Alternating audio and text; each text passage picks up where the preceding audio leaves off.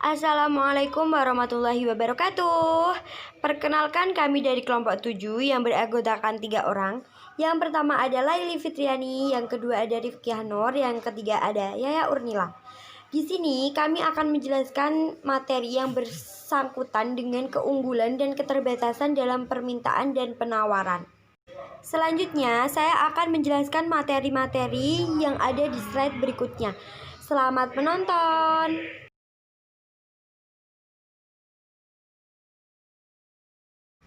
Oke, materi yang pertama, keunggulan dan keterbatasan antar ruang serta peran pelaku ekonomi dalam suatu ruang. Itu terbagi menjadi 4. Yang pertama ada keunggulan dan keterbatasan antar ruang dalam permintaan, penawaran, dan teknologi.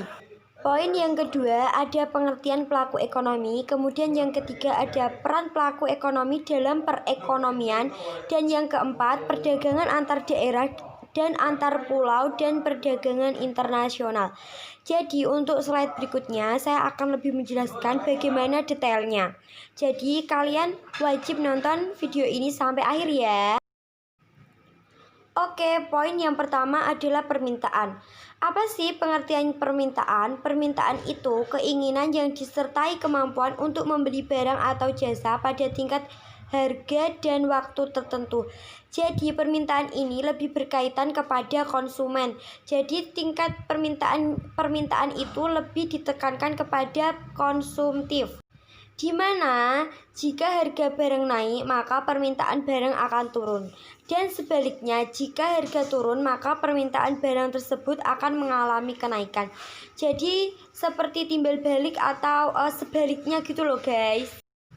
Contoh dari adanya permintaan yaitu di suatu wilayah tidak dapat memproduksi bawang dengan jumlah banyak, maka wilayah tersebut melakukan permintaan atau meminta kepada kota lain untuk memproduksi barang dengan jumlah yang tinggi.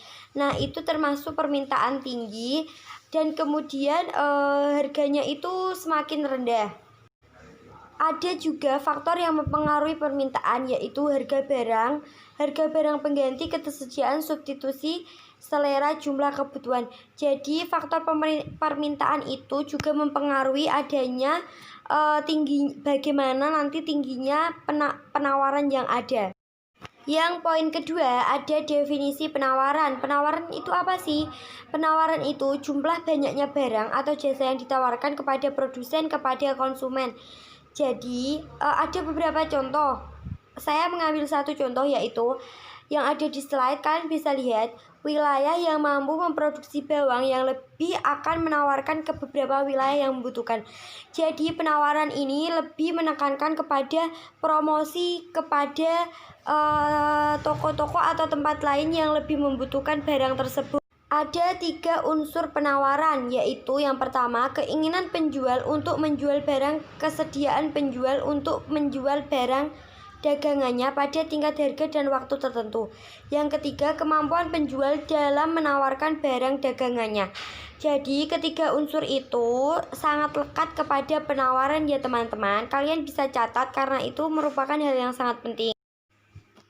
Penawaran akan muncul bila suatu produk memiliki potensi penjualan kepada pihak lainnya. Jadi akan terjadinya penawaran jika salah satu pihak itu merasa keberatan mungkin mengenai harga ataupun apapun. Jadi akan terjadi interaksi penawaran antara produsen dengan konsumen. Kemudian dalam konsep antar ruang, keunggulan dan keterbatasan yang dimiliki oleh masing-masing wilayah menciptakan peluang timbulnya interaksi. Jadi akan terjadi interaksi antar ruang yang dalam perdagangan yang terjadi. Seperti halnya Indonesia yang memiliki SDA yang melimpah, namun setiap wilayah memiliki sumber daya alam yang bervariasi.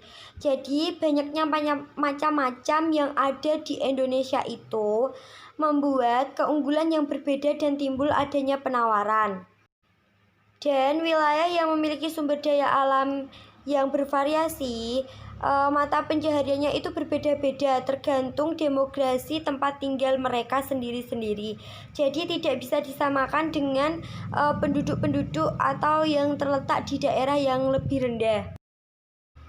Keunggulan masing-masing daerah disebabkan karena perbedaan potensi daerah. dari daerah satu dengan yang lainnya itu banyak sekali potensi yang berbeda.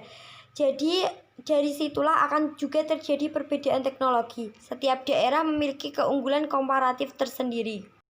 Contohnya, seperti halnya Jawa Barat memiliki keunggulan komparatif dalam memproduksi beras, berbeda dengan Kota Lampung yang memproduksi kopi. Nah, dari kedua belah pihak ini bisa bersedia untuk bertukar antara kopi dan beras.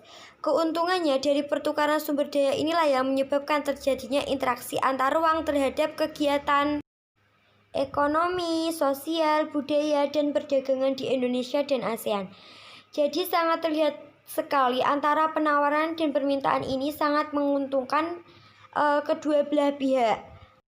Dan dari situlah akan terjadi interaksi antar ruang yang tidak disengaja maupun disengaja. Ini akan terjadi kegiatan perdagangan dan lain sebagainya. Oke, terima kasih atas penjelasannya. Jika ada salah-salah kata, kami mohon maaf yang sebesar-besarnya. Wassalamualaikum warahmatullahi wabarakatuh.